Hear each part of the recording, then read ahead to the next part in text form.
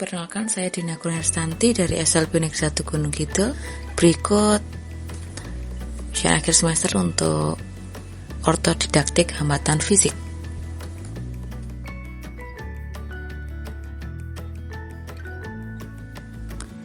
Ada 4 poin penting yang akan dibahas di sini, yaitu yang pertama, pengertian ortodidaktik, kemudian yang kedua, pengertian anak dengan hambatan fisik dan motorik, yang ketiga, klasifikasi siswa dengan hambatan fisik dan motorik, yang keempat, elemen-elemen best practice conducive education. Untuk bagian yang pertama, tentang pengertian ortodidaktik.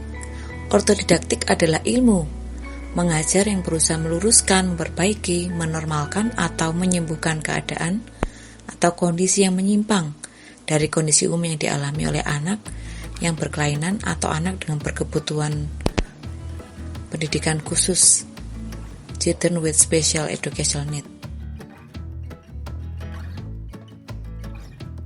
Pengertian anak dengan hambatan fisik dan motorik. Anak dengan gangguan fisik dan motorik merupakan penyandang bentuk kelainan atau hambatan pada sistem otot, tulang, dan persendian yang dapat mengakibatkan gangguan koordinasi, komunikasi, adaptasi, mobilisasi, dan gangguan perkembangan keutuhan pribadi. Yang ketiga, tentang klasifikasi siswa dengan hambatan fisik dan motorik. Klasifikasi anak dengan hambatan motorik ada 2. Yang pertama, seperti yang ada di gambar itu, ada 2 gambar itu. Yang pertama, kelainan pada sistem cerebral, dan kemudian yang kedua, kelainan pada sistem otot dan rangka.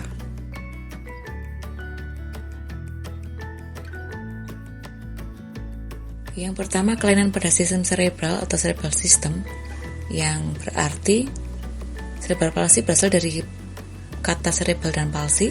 Cerebral berarti otak dan palsy berarti kekakuan. Jadi menurut asal katanya, cerebral palsy berarti kekakuan yang disebabkan karena sebab-sebab yang terjadi dalam otak. Ini pun menurut penjelasan Suharso dan Yulian. Klasifikasi menurut kelainan fisik itu ada spastik, kemudian ada atetosis, rigid, ateksia, dan tremor. Untuk spastik, yaitu anak akan mengalami kekakuan otot atau ketegangan otot. Ini menyebabkan bagian tubuhnya menjadi kaku, gerak-gerakan menjadi canggung. Kemudian kelakuan semakin bertambah bila anak ini marah atau cemas, atau ketika tubuhnya berada pada posisi tertentu. Kemudian untuk atetosis, ini adalah salah satu jenis cerebral palsy dengan ciri-ciri menonjol pada gerakan-gerakannya karena gerakan-gerakannya tidak terkontrol. Gerakan yang tidak terkontrol ini dapat terjadi pada kakinya, lengan, tangan, atau otot-otot wajah yang lambat, kemudian bergeliat-geliut, atau tiba-tiba dan sangat cepat. Lengan dan tungkai mungkin terlihat bergerak tanpa sebab. Bila ia sengaja bergerak, bagian-bagian tertentu bergerak terlalu cepat dan terlalu jauh. Jadi memang keseimbangannya kurang baik sehingga anak ini sering jatuh. Untuk yang model atau jenis ataksia ditandai dengan adanya gerakan-gerakan tidak terkoordinasi dan kehilangan keseimbangan. Jadi memang keseimbangannya itu buruk. Ia juga mengalami kesulitan untuk memulai ketika dia duduk atau berdiri. Kemudian ketika dia jalan kadang-kadang jatuh sendiri atau bahkan terhuyung-huyung atau seperti orang mabuk. Kemudian untuk jenis yang rigid ditandai dengan adanya otot yang sangat kaku. Demikian juga gerakannya. Otot tegang di seluruh tubuh, cenderung menyerupai robot ketika dia berjalan, kemudian tertahan-tahan dan kaku. Untuk yang jenis tremor, ditandai dengan adanya gerakan-gerakan kecil tanpa disadari dengan irama, dan iramanya tetap lebih mirip dengan getaran. Getaran ini sukar dikendalikan oleh anak tersebut, sehingga menimbulkan kesulitan dalam melakukan berbagai macam kegiatan. Ini biasanya dikarenakan kontraksi otot-otot yang terus-menerus secara bergantian. Kemudian ada juga nih klasifikasi menurut jumlah anggota badan yang mengalami kelainan atau berdasarkan luas jaringan otak yang mengalami kerusakan. Ada monoplegia, diplegia, triplegia, tetraplegia. Untuk monoplegia, ada satu bagian anggota gerak yang tidak bisa digerakkan. Untuk diplegia, ada dua bagian anggota gerak yang tidak bisa digerakkan. Untuk triplegia, ada tiga bagian anggota gerak yang tidak bisa digerakkan. Dan tetraplegia atau quadriplegia, ada 4 bagian gerak yang tidak bisa digerakkan.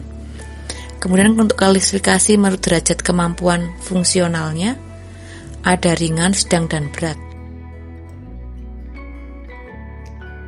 Untuk cerebral palsy yang ringan, umumnya dapat hidup bersama anak-anak sehat lainnya dan kelainan dialaminya tidak mengganggu kegiatan sehari-hari.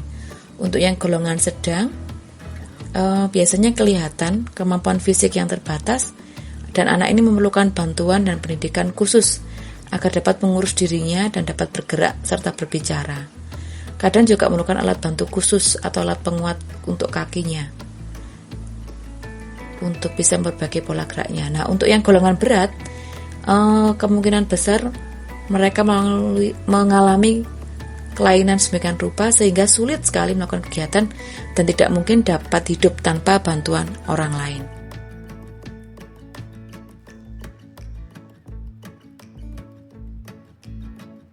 Kelainan pada sistem otot dan rangka ini ada artinya, yaitu sistem otot dan rangka bagian-bagian atau jaringan yang membentuk gugusan otot dan rangka sehingga terjadi koordinasi yang normal dan fungsional dalam menjalankan tugasnya. Jenisnya ini ada poliomyelitis, muscle dystrophy, dan spina bifida. Untuk poliomyelitis ini yaitu salah satu penyakit akut atau mendadak yang disebabkan oleh virus polio yang menyerang chronomati atau serabut syarafnya. Jadi akan mengganggu sistem kerja persyarafan dalam otak dan sumsum tulang belakang, dan ini sangat mengganggu pertumbuhan selanjutnya. Kemudian untuk model Pascal Deep Story, ini sebuah penyakit yang menyebabkan kemunduran kelemahan otot lurik. Jadi ada permasalahan dalam kelainan saraf pusat maupun saraf tepinya.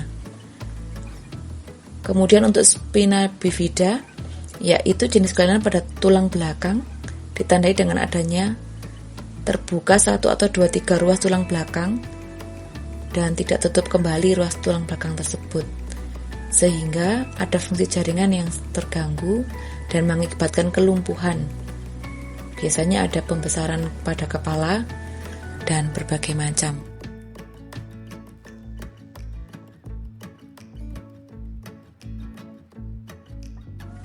Untuk yang keempat, elemen-elemen perspektif. Yang pertama, ada komponen utama yaitu pembelajaran berorientasi tugas, kemudian memfasilitasi tindakan motorik dan irama.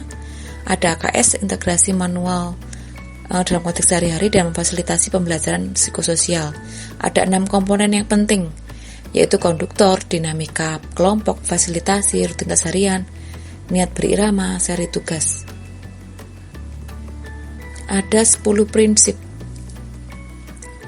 dalam conductive education. Yang pertama, setiap orang dapat belajar dan kondisi syaraf tidak dipandang sebagai faktor pembatas. Yang kedua, belajar itu sadar dan aktif.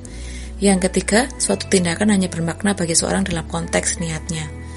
Yang keempat, tindakan disusun oleh niat, jadi gerakan ini sadar terpisah dari fungsi dan lainnya. Yang kelima, sangat penting bagi individu untuk belajar menciptakan niat mereka sendiri dan menyelesaikan tantangan yang muncul. Yang keenam, interaksi sosial, yaitu bagaimana dia bisa belajar bersama dan berdampak langsung pada perkembangannya. Kemudian agar berhasil mengembangkan ini, individu membutuhkan ekspektasi yang jelas dan konsisten. Pembelajaran dan pengembangan dimaksimalkan ketika seorang menentukan tujuan mereka sendiri dan sangat termotivasi untuk bisa mencapainya. Yang kesembilan, kesempatan untuk latihan dan penerapan dalam berbagai situasi perlu terjadi untuk mencapai tujuan dan dia meraih kesuksesan. Yang penting yang terakhir adalah dia pasti bisa sukses di setiap langkahnya. Demikian penjelasan dari saya. Terima kasih.